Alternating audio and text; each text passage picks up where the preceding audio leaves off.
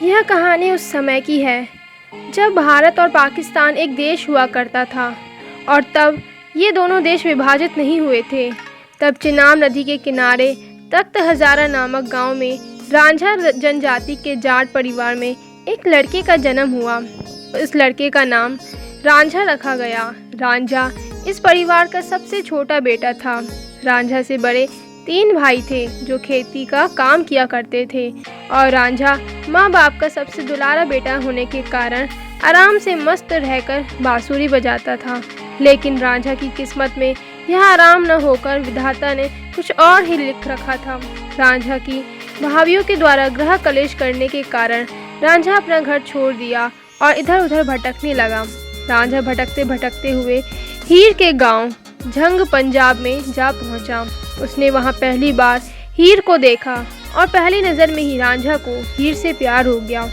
हीर सियाल जनजाति में पैदा हुई एक अमीर परिवार की लड़की थी और जब हीर ने जवान नवयुवक रांझा को देखा तो हीर भी उसे अपना दिल दे बैठी।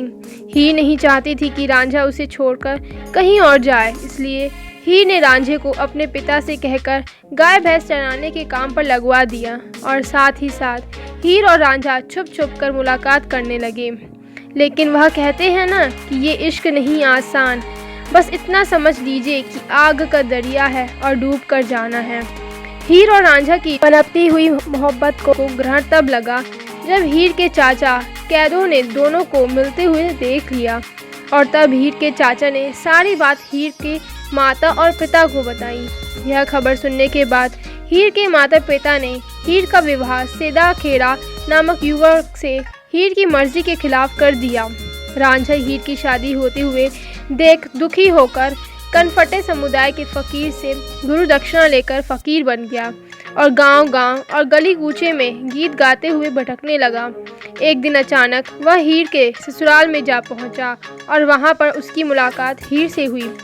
उन दोनों ने वहां से भाग जाने की योजना बनाई। इस योजना में हीर और रांझा काफ़ी हद तक कामयाब भी हो गए, लेकिन स्थानीय राजा के द्वारा पकड़े जाने पर दोनों को कड़ा इम्तिहान देना पड़ा। इस इम्तिहान के बाद राजा को एहसास हुआ कि हीर रांझा दोनों एक दूसरे से बेहद प्यार करते हैं। इसके बाद राजा ने हीर का विवाह रांझा के साथ कराने का आदेश दिया, लेकिन हीर की खुशी हीर के चाचा से बर्दाश्त नहीं हुई। अंत वही हुआ जिसका डर था। शादी के दौरान हीर का चाचा हीर के खाने में जहर मिलाकर वो खाना हीर को खिला देता है और जहर वाला खाना खाने के बाद हीर की मौत हो गई। जब ये बात रांझा को पता चली कि हीर इस दुनिया में नहीं है तो उसने भी उस जहर वाले खाने को खाकर खुदकुशी कर ली। और इस कहानी का अंत भी बाकी प्रसिद्ध प्रेम कहानियों की तरह बेहद दुखद होता है। आज भी हीर रांझा की मज़ार झंग पाकिस्तान में मौजूद है और वहां आज भी लाखों प्रेमी प्रेमिका अपने मन में सुखी जीवन की कामना लिए वहां जाते हैं। आपको ये कहानी कैसी लगी हमें कमेंट बॉक्स में ज़रूर बताएं। वीडियो देखने के लिए धन्यवाद।